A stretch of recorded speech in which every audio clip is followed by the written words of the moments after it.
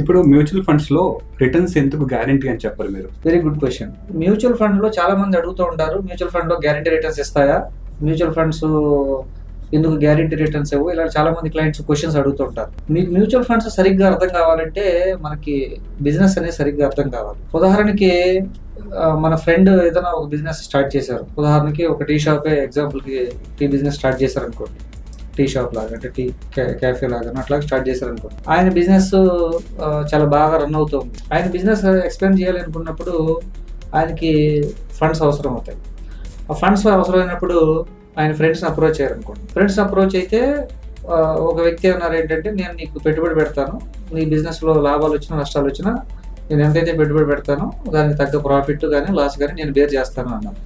ఆయన కొంత పెట్టుబడి పెట్టారు.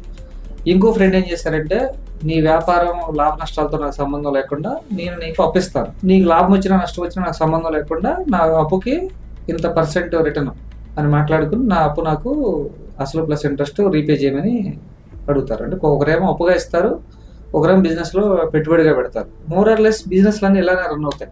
మనకి ఏ బిజినెస్లో గ్యారంటీగా ఇన్కమ్ వచ్చే అవకాశాలు ఉంటాయి అనేది ఒకసారి మనం ఆలోచించుకోవాలి. సో బ్యాంక్స్ ఉన్నాయి, లేదంటే ఫార్మా కంపెనీస్ ఉన్నాయి, లేదంటే ఐటీ కంపెనీస్ ఉన్నాయి. ఎవరు బిజినెస్ మోడల్ వాళ్ళది. సో ఉదాహరణ సింపుల్గా తీసుకుంటే ఏంటంటే, సమ్మర్లో ఫ్యాన్స్, కూలర్స్, ఏసీస్ బాగా సేల్ అయ్యేదానికి అవకాశం ఉంటుంది. అలాగే వర్షాకాలంలో రైన్ జాకెట్స్, అంబ్రెల్లాస్ ఇట్లాంటివి కొంచెం ఎక్కువ సేల్ అయ్యేదానికి అవసరం ఉంటుంది. కొన్ని ఫెస్టివల్ సీజన్స్ ఉన్నాయనుకోండి, గోల్డ్ అండ్ సిల్వరు, తర్వాత కార్స్, టూ వీలర్స్ ఇట్లాంటివి ఎక్కువ సేల్ అయ్యే అవకాశం ఉంటుంది. అలాగే సీజన్స్ బట్టి కొన్ని సీజన్స్లో కొన్ని బిజినెసెస్ బాగా మంచి లాభాలను ఆర్జిస్తాయి, కొన్ని సీజన్స్లో అంత లాభసాటిగా ఉండవు. ఇప్పుడు dairy products like milk and milk products ఉండే డైరీ ప్రొడక్ట్స్ ఉన్నాయనుకోండి, అవి ఆల్ సీజన్ బిజినెసెస్. అంటే మిల్క్ కానీ కర్డ్ కానీ ఇట్లాంటివి ప్రొడక్ట్ తయారు చేసే కంపెనీస్ ఏవైతే ఉంటాయో అవన్నీ ఆల్ సీజనల్ బిజినెసెస్ అనమాట. అంటే బిజినెస్ నేచర్ని బట్టి మనకి వాళ్ళకి ఇన్కమ్ అనేది జనరేట్ అవుతుంది. సో మీకు బిజినెస్ సరిగా అర్థమైతే మ్యూచువల్ ఫండ్లో రిటర్న్స్ ఎందుకు గ్యారంటీగా రావు అనేది అర్థమవుతుంది. సో మళ్ళీ విత్ ఇన్ ద బిజినెస్ సెగ్మెంట్లో మనకి కాంపిటీషన్ కూడా ఉంటుంది. లెట్స్ సే ఒక బ్యాంక్ ఉందనుకోండి, ఒక బ్యాంకులో సర్వీసెస్ బాగుంటే కస్టమర్స్ ఎక్కువ, అక్కడ రీచబిలిటీ, నెంబర్ ఆఫ్ కస్టమర్స్ పెరిగేదానికి అక్కడ అవకాశం ఉంటుంది. ఇంకో బ్యాంక్లో కొంచెం సర్వీసెస్ అంటే అంత బాగా అనిపించదు, ఇండస్ట్రీలో పీర్స్తో కంపేర్ చేసినప్పుడు కొంచెం బెటర్ సర్వీసెస్ లేవనుకోండి, వాళ్ళ బిజినెస్ ఇన్కమ్ తగ్గే అవకాశం ఉంటుంది.